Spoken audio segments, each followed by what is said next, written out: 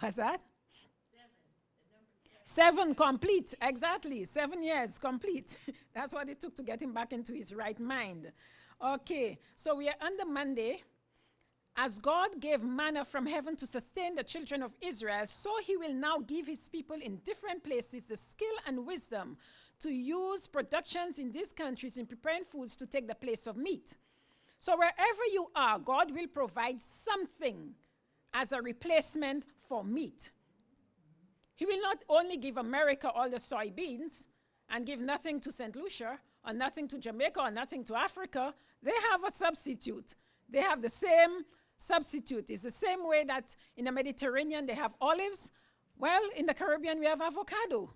Over here they have apples. In the Caribbean we have mangoes.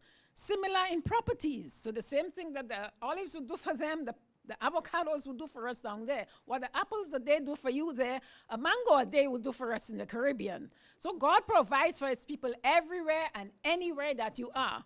You know, he's a God of wisdom. He thinks ahead of us. Before we are created, he knew how he would sustain us. And he made us, and he knows what is best to sustain us because he's the one that made us. Amen. You know, where Ford makes the Ford cars, he knows how he puts it together, and Ford knows how to maintain that car. That's why he gives you a manual on how to maintain it. The same way the Lord made us, and he gives us a manual. He gives us the laws of health, the natural laws to sustain that body. How does God view the eating of flesh foods? I think it was Sister Cons, but she's not there. Somebody else can get for me. Psalms, maybe Betty can get us Psalms 78, 17 and 18. Psalms 78, 17 and 18.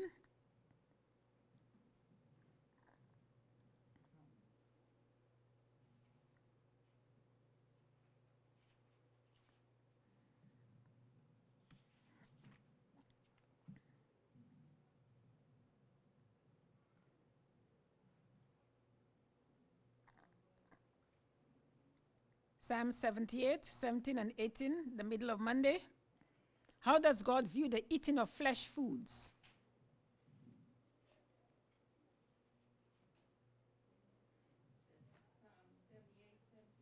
Correct.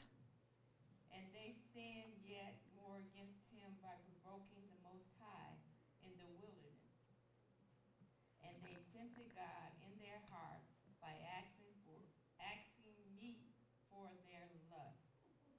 Okay, so they tempted God. They provoked him by asking for meat when he gave them manna. He gave them a vegetarian diet and they wanted meat. And if you read the following verses after that, it will tell you that he sent them meat. He gave them the desires of their heart. He sent an east wind and it brought the birds to them, the feathered birds, it's called. And while it was yet in their mouth, what happened? They died by the thousands. He gave them the meat, satisfied them. It was those little things, what you call them, quail, high in cholesterol. High in cholesterol, that quail. Stop the hearts. Kill them. You know, they wanted meat. He gave them meat. He satisfied the desire of the heart. Quail is very high in cholesterol. It's not for human consumption. And the quail killed them. Heart attacks. Yep. The heart stopped functioning.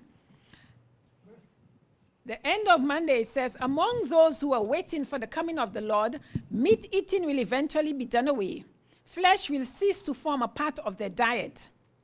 Again and again, I have been shown that God is bringing his people back to the original design. That is, not to subsist on the flesh of dead animals. It was never God's design that life should be taken to sustain life, that we should subsist or maintain or sustain our lives by the flesh of dead animals. That was not the original plan.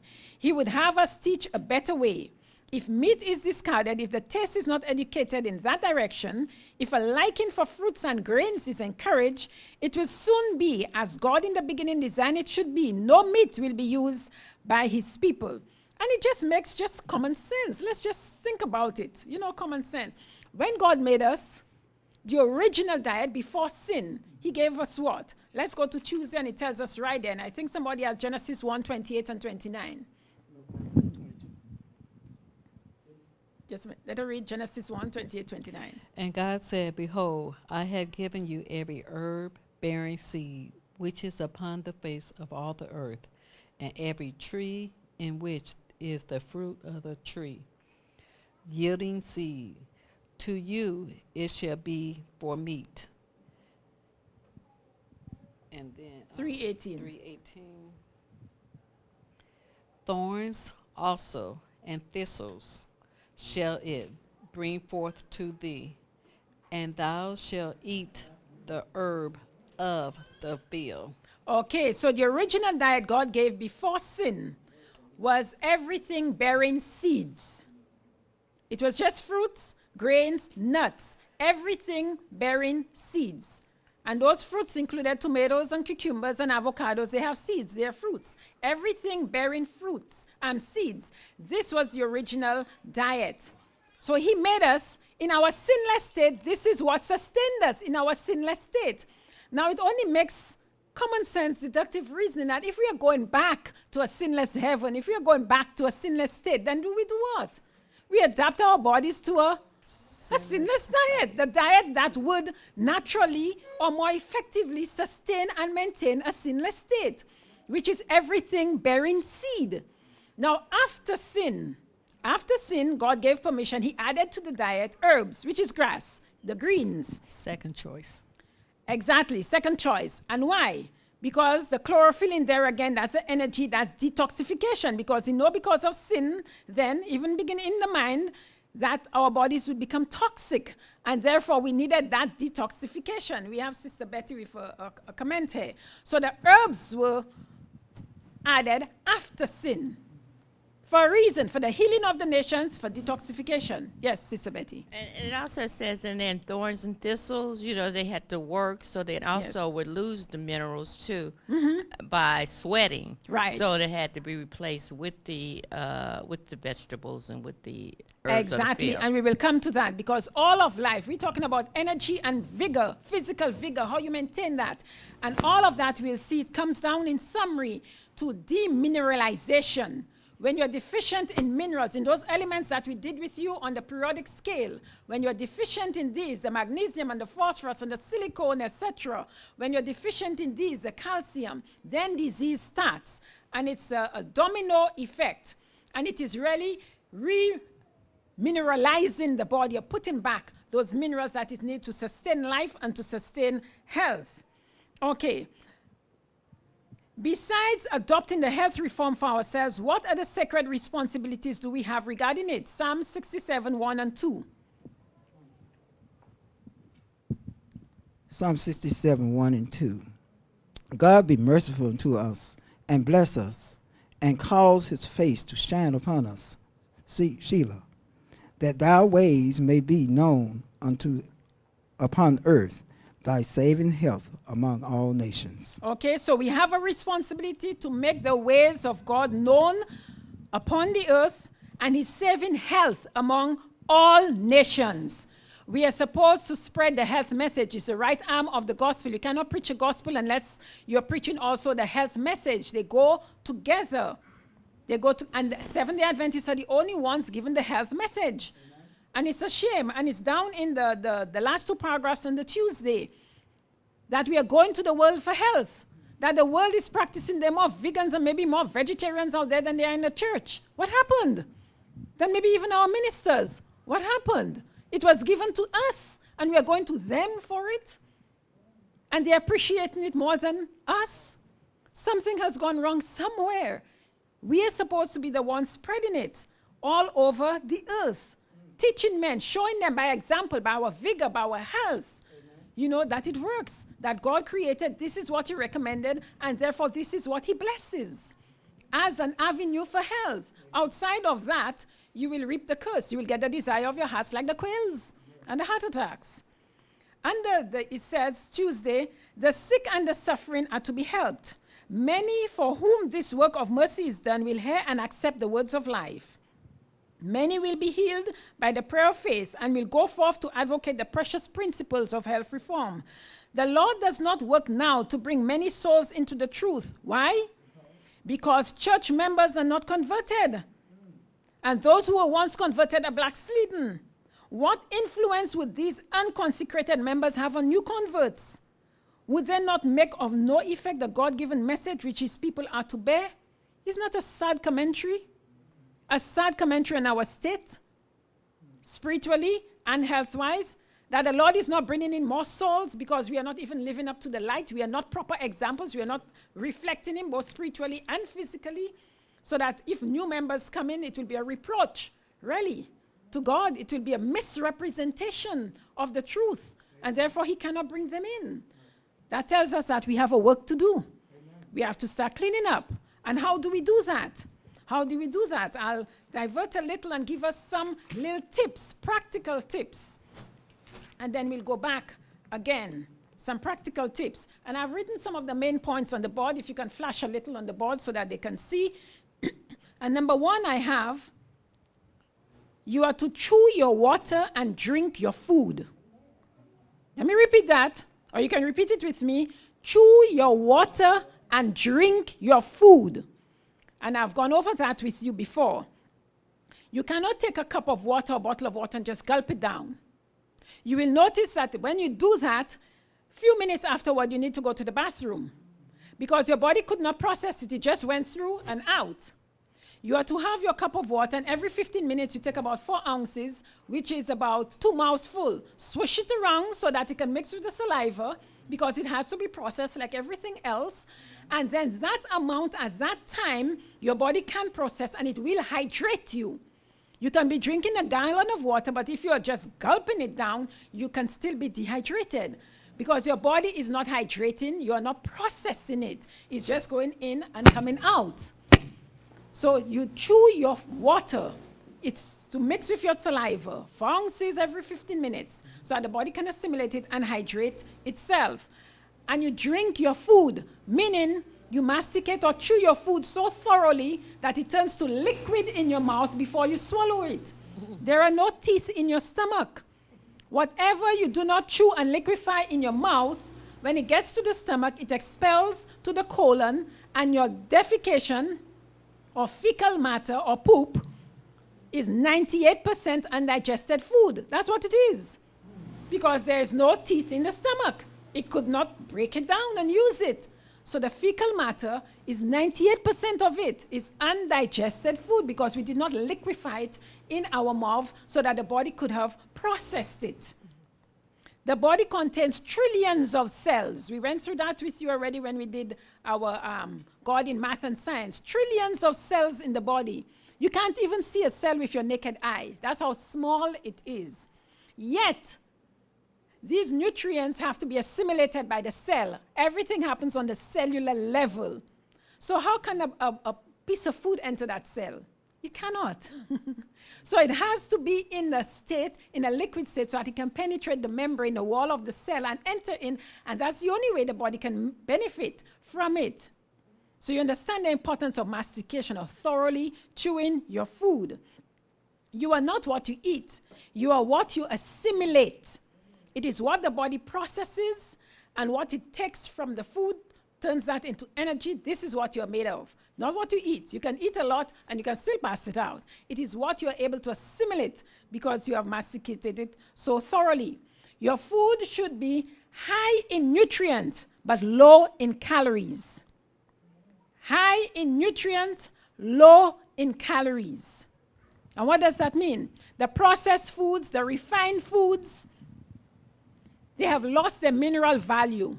They have lost their food value. They are non-foods. You are eating it and just stressing your body to have to process it and get rid of it because it cannot assimilate it, does not enter the cell. The cell would not open up and receive it because it doesn't recognize it as food and nutrition that it can use. So your food should be high in nutrients, meaning, as Ellen G. White said, as we read in there, as simple and as raw as possible, as natural a state as possible. Don't overcook the food because overcooked food is dead food. The dead cannot sustain the living. What does the living have to do with the dead? Nothing. The dead cannot sustain the living. So as natural, as simple as possible, as God gave it to us, this is what will sustain. The living will sustain the living. The living will restore the living. The living will uphold and keep and heal the living, not the dead. The dead cannot do anything for the living. Okay, now we are done with you before also the pH scale. And we told you that the pH scale runs from what? 0 to 14. And smack in the center, 7, is neutral. And we did the little water testing with the kids. Remember when they were there and we showed you on the pH scale what is acidic below 7 and what is alkaline above 7. Now our body's pH is 7.3 to 7.45. 7.35 to 7.45. Very delicate balance that we have to maintain, that pH level in our bodies, because that's the underlying cause of a lot of degenerative diseases, and you'll have to understand that, and I'll explain it a little more. If you test your urine, if you test the pH of your urine, now most times the conventional doctors, if you go to your doctor, they test your blood. But the chemistry of the blood changes every 15 minutes. So that's very unreliable and very unstable. By the time you leave his office, your blood chemistry would have changed. So the tests, by the time you get your test results, something else has happened in your body. The blood chemistry would have changed again. So what you're diagnosed for, it may be something different. But the urine is a more stable and reliable testing mechanism. So you test the pH of your urine, and that can give you a more accurate state of your health. It can tell you those minerals that you're deficient in. It can tell you which organs are affected. And it can also tell you very accurately, if you maintain that pH, whatever it is, that you live so much longer, and that's your state of health, or within that period of time, 3 to 5 years, 10 to 15 years, you will be dead if you do not correct that pH. Very accurately, the pH. The body is constantly trying to maintain what we call homeostasis, or state of health. Homeostasis is when mostly everything in your body is working and functioning as it should, and there's balance and there's equilibrium in your body. So it tries to maintain homeostasis in your body. And we went through the elements that you should have in your body on the periodic scale, all of those elements on the periodic scale. And if the elements work together, there's nothing in nature that works alone. God made it like that. That's why he gave Adam a wife, a helpmeet. Even the elements in our body work together. So you cannot assimilate calcium without vitamin D. They work together. Iron, you need vitamin C. They work together. All of them work together. And the body is so wonderfully made that if you have one and not the other, because they work together and they're compatible and they have similar properties, so you have, say, manganese, but you're deficient in iron. The body will take that manganese and transform it into iron, because it needs iron to sustain that life, or you will be in crisis, or something seriously will go wrong with you. It's the same way it will take one. It is called transmutation. So there are many millions of processes going on in the body all the time, just trying to bring it back to homeostasis, to balance. And you do not give it the nutrients that it needs, it will start pulling it from anywhere at all that it has to. It will start pulling it off. Say, for instance, it will start with your hair. The first thing affected is your hair. Your hair starts thinning and falling out when the body does not have the nutrients that it needs. Then your teeth, you start getting cavities and weak teeth. Then your bones start getting brittle. Then your liver, then your pancreas. The last thing to be affected is your brain. The Lord preserving it, hopefully, that you'll put a little sense in there and know what to do and go and correct the breaking of the laws of nature. The last thing to be affected, the brain. He's keeping it. Hopefully, you'll wake up and have some sense and find out what you should do to correct whatever is going wrong in the body. So that's transmutation, all those processes going on over and over again in the body. Now, we have been told that we must eat mostly raw. And that is true, because that's how it was in the beginning. But remember, before sin, they could have eaten raw. They could have eaten all the grains and the nuts and everything raw, because the hydrochloric acid, the digestive juices were so strong. They could have digested anything, everything. We'll find that the numbers vary. Some people tell you 85%, 75%, 50% raw. But as we get older, and we're an older congregation, so I can speak, we have not many young people here, your digestive juices get weaker. And therefore, now you should decrease your raw a little. Your raw should really be about 40%. For those that are not in good health, it could even be 30%. Because you need strong digestive juices to digest the raw more than the cooked. So that's something you have to keep in mind.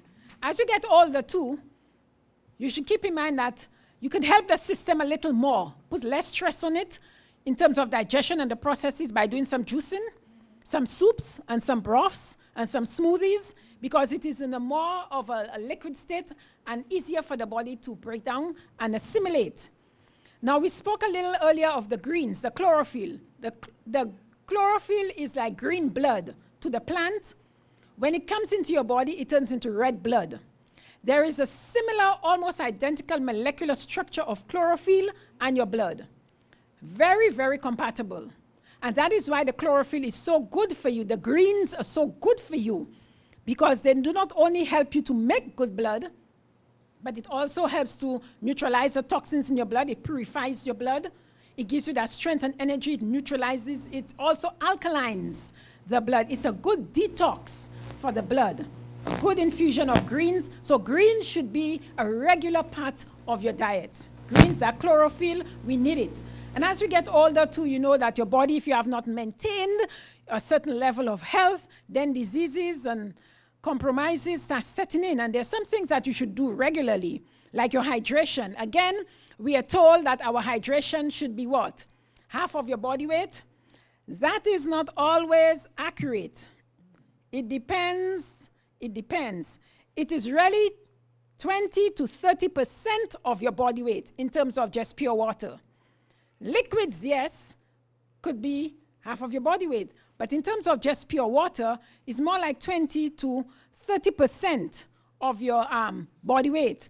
Some things that you should do regularly, not only keep up your hydration level, you should always be doing on a regular basis, detoxing on a regular basis. And I'll touch on that quickly. We have a little more, 15 more minutes. The liver, an everyday slow detox of the liver because it's such a vital organ. And that you can do by lemon juice in your water. Sure. About the raw. What about people that do 100% raw? And it's people who are older, like 70 and 80, and they do 100% raw. So you're saying that I know that the hydrochloric acid decreases with age, but what about people that does 100% raw that are in the 70s and 80s? It does not come without problems.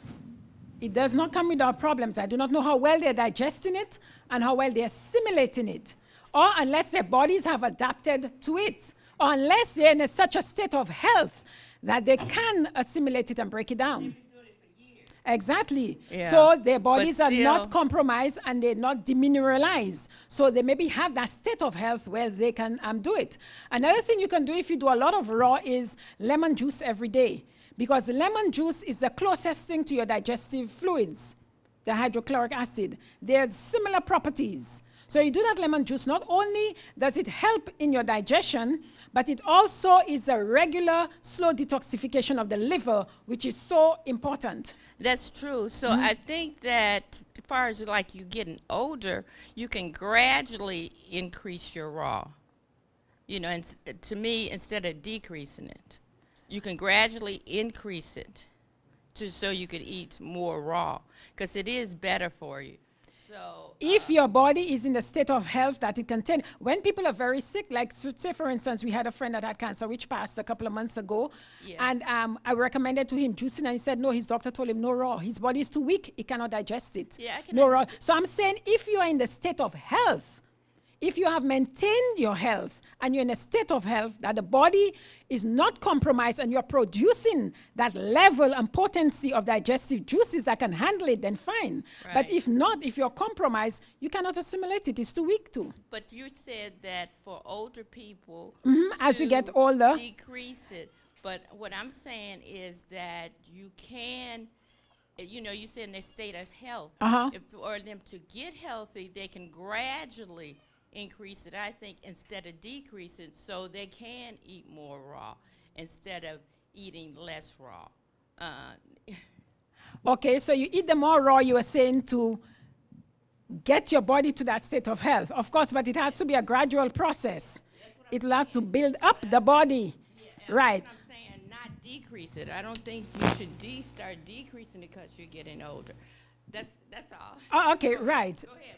Oh, okay, because the average person now, we're talking about the average person out there is not in that state of health that we're talking about. The average person. They're deficient in many things. And as I said before, there's a domino effect. One leads to the next, to the next, to the next. Okay, so let's go on. So there's some teas that I recommended too that you should take regularly. Red clover tea, and these are teas that keep cancer at bay. It said that Ellen G. White took a cup of red clover tea every day. She didn't die from cancer. In her 80s, she fell and she broke a hip and degenerated from then. Jason Winter's tea, very good tea for cancer too. It has chaparral and burdock and all of those good things for cancer. And Isiac tea, also a specifically blended cancer tea. So these teas you should take regularly, particularly if cancer is in your family. And something that you should do regularly, we already said about the lemon juice, is, and I know Elder Phil went through that with you at length, is also detoxing the 7 channels of elimination in the body regularly. And these 7 channels of elimination, they're on the board, the lungs. And the lungs, you detox the lungs out through deep breathing. Deep breathing. The skin, a dry skin brush. You get a dry skin, you get a skin brush, and you brush yourself all in the upward motion and take out those dead skins, those dead cells, so that you open up the pores and your skin can breathe more freely and detox more freely, because that's the largest organ, your skin. The kidneys, parsley tea. You get a gallon of distilled water, bring it to a boil, shut off the stove, drop the parsley in there, let it steep like a tea, and you drink it all day as your liquid. You flush out the kidneys. The liver, you can do a liver flush again, and you can Google it. There are many ways to do a liver flush. There's not only one way of doing any of those. There are many, many options. There's lemon juice, there's lemon and olive oil, there's also a vegetable broth that you can do. The most and easiest and fastest way for somebody that is sick and critical, or especially with cancer, it's a organic coffee enema. It really stimulates the liver and lets it open up and flushes it and let those toxins out. The colon needs fiber. You can use psyllium husk, you can use charcoal as a psyllium husk, sweeps every little corner of it, and the charcoal will absorb those, flaxseed meal you can mix with it will absorb those toxins. The lymph system is very important too, to detox regularly. And the skin brushing will detox the lymph system. A trampoline, you jump on a trampoline. It needs vibration, it needs movement. There's no draining or detoxing of the lymph system without movement. And the blood, burdock tea and chlorophyll, we spoke about to detox the blood. 98% of all toxins in your body comes out through your urine. It's not your fecal matter. The fecal matter, as I told you before, is undigested food. When the food is assimilated and processed, then the toxins come out through your urine. 98% of all toxins leave your body through your urine. And that's why you need to regularly detox that kidney and flush it out, because those toxins can stay there and crystallize, and you have stones, and then you have all other issues happening there, blockages, etc. And processed foods, we know, would cause us more problems in terms of toxifying and stressing out the kidneys. Only 2% of the toxins in your body leave through other avenues, like your skin and breathing and fecal matter. Now, longevity. We're talking about physical vigor. How do you keep that physical vigor? Where do you get it from? A lot of people will say, if I should ask you, just quickly, where do you get your physical vigor from, Sister Simmons? Where does your energy come from, your physical vigor? Anybody? Exercise? Oxygen? The air?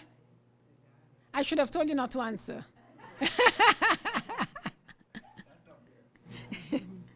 Okay, our longevity, and I put a little formula here for longevity.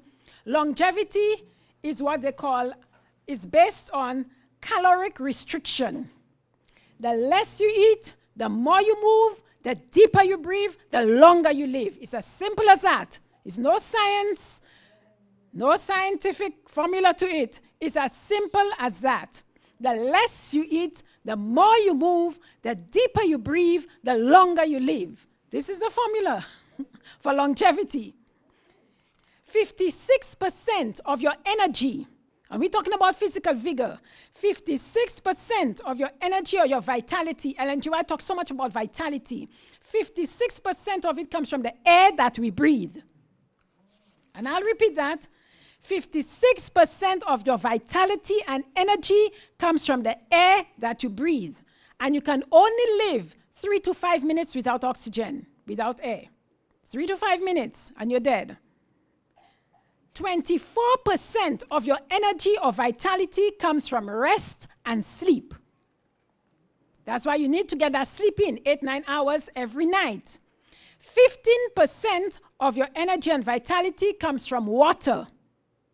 That should be about 20 to 30% of your body weight. 15% of your energy and vitality. Now add that up. 56% plus 24, that's 80 plus 15, 95% of your energy and vitality. We have not touched food yet. 56% comes from the air we breathe. 15% comes from water. 24% from rest and sleep. 5% of your energy and vitality comes from the food that you eat. Food is very much overrated. We eat too much of it. Too much of it. 5% of your energy and vitality comes from the food that you eat. And 95% of the food that you eat goes into what? Cell formation, just to make new cells. Because every 6 months, your body makes new cells. Every 6 months. So the food is just 95% of the food is to make new cells every 6 months. And that's why your food has to be high in nutrients or low in calories. When it is high in nutrient, you're feeding the body the minerals that it needs to make the new cells. 5 more minutes. Okay, we're wrapping up. If every 6 months your body does not get the sufficient minerals that it needs to make those cells, it holds on to the old cells and they're weak. Their lifespan is over and they start collapsing. And that's why you get diseases. And that's why you get compromises starting in every organ on the cellular level. You start dying. When we are born, let's go quickly now, we have to speed up. A girl is born with 8% of her energy. A boy is born with 10% of his energy. By the time you reach the age of 18 to 22, you have 100% of your energy reserve. That is it for your entire lifetime. By the time you reach 22, you have 100% of your energy reserve. What you do with that energy reserve by the time you reach 35, it determines the rest of your life, your longevity, the next 40 years of your life by age 35. So if by age 35 you have depleted that energy reserve where symptoms or diseases start creeping in, then you know that your lifespan is foreseeable. You can see where you're going, you can see death, you can see at the end of your tunnel, as it were. So if you have depleted that energy reserve, you have to start a drastic program of remineralizing your body. And it starts with the loss of calcium. It starts all diseases. No healing can take place in the body without calcium and vitamin C. Calcium is needed in every process in the body. Vitamin C, every process in the body. Your body does not store vitamin C. You have to get it every day. So if you should be on any supplement at all, it should be calcium and vitamin C. There's hard calcium, there's liquid calcium. Calcium for the bones and the teeth and calcium in the blood for the body processes. That is very, very important. Calcium, every process in the body, because the liver takes the calcium. And that is what builds the building blocks, the amino acids for the cell formation. And those little building blocks are kept together with vitamin C. They cannot come together, they crumble, the whole structure will crumble if vitamin C is not there to hold it together. So another thing I wanted to point out quickly before we wrap up is that protein, we hear a lot about protein, and people go on protein diets all the time. And that's another thing that's overrated so much. The air that we breathe is 79% nitrogen. 78-79% nitrogen, the air that we breathe. Protein is 90% nitrogen. So when you breathe air, you're breathing in protein. So the need of the body for protein outside of that is very small. Everything you eat, an apple, a banana, beans, etc., has a little bit of protein in it. There's no need to take excess protein through meats and other means or powders, etc. 79% of the air is nitrogen. 90% of protein is nitrogen. You breathe deeply, you breathe well, you breathe every day, you're getting in protein. Okay? So let us keep that in mind. If there is anything in terms of, let me just do a quick little summary. You need to breathe deeply. 56% of your energy is from the air that you breathe. Go outside, get the oxygen. Even in the winter, keep a little window cracked in your house. Get that oxygen in. That is your life. That's what God breathed into you. This is what you should maintain more than eating food. It's more important to you than the eating of food. Keep your hydration level up. Put lemon juice in your water every day. Slow detox of the liver, because the liver is such a foundational organ in the body. It regulates all the other organs. When it is compromised, everything else is compromised. You get sufficient rest, because the other 24% of your energy comes from rest. If you should take any supplements at all, it should be calcium, the proper calcium, plant-based, phosphates, and vitamin C. Lemon juice in your water. Your nutrients should be what? Nutrient high, but calorie low. Dense in nutrients, but low in calorie. I would like to read for us as we... Yes, Sister Grayson. Somebody get for me quickly 1 Corinthians 9:24-27 as we wrap up our last text. 1 Corinthians 9:24-27. Sister Grayson. We have to also check our vitamin D in the system, because without the vitamin D, the other things that we're taking don't break down those things. So we need vitamin D to make sure that our levels of vitamin D are the appropriate levels. Yes, and maybe you missed that. I think I mentioned it before you came in, but we said that your body cannot absorb the calcium without vitamin D. You need vitamin D, especially people of color, especially us. We need it more than the others. The darker you are, the more vitamin D that you need. Okay, so you have to get into that sun. Even if it is winter time, dress appropriately and go and stand up and let the sun hit you directly, at least 15 minutes, half an hour every day. You cannot do without the vitamin C, D. It affects so many things, your digestion, your elimination, your sleep, everything is affected by that energy. The sun is energy. That's where the energy comes from. 1 Corinthians 9:24-27. Quickly, let us wrap up.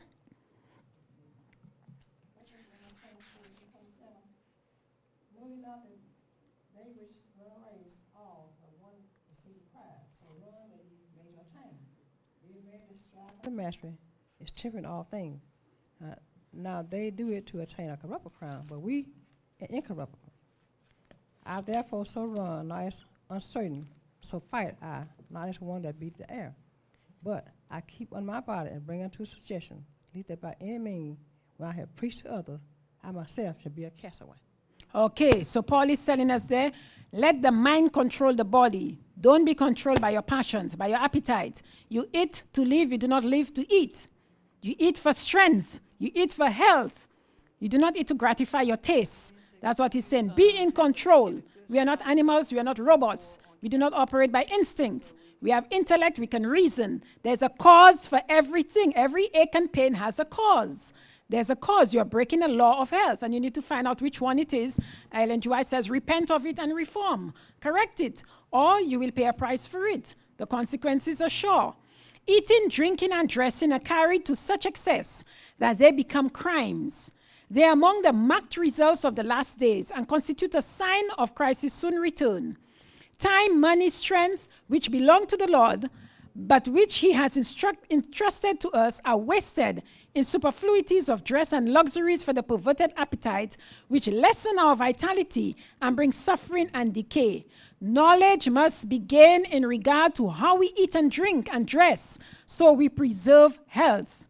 Sickness is the result of violating nature's law. Our first duty, one which we owe to God, to ourselves, to our fellow men, is to obey the laws of God. It is truly a sin to violate the laws of our being as it is to break the 10 commandments. When you break the laws of your being, that has a signature of God, and she said, on every sinew, every muscle, it is just as serious as breaking the 10 commandments.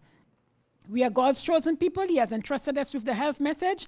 Let us practice it. Let us live it. Let us look like it so that we represent God truly and that we are not a reproach to the gospel, so that the world, when we teach it to them or share it with them, we will be credible and they will listen to us, and it will be a wedge through which we can share the gospel with them also. Let us pray. Holy Father, we thank thee so much for the Sabbath day of rest and gladness, a beautiful day you have blessed us with. It's warm outside. We are asking you, Lord, to bless our minds today, help it to be receptive to your word, and grant us the strength that we need to practice what we have heard, so that we may be living examples of the gospel, so that when others look on us, they may see you in us and may be drawn to thee, we pray. In Jesus' name, amen. Amen. Happy Sabbath.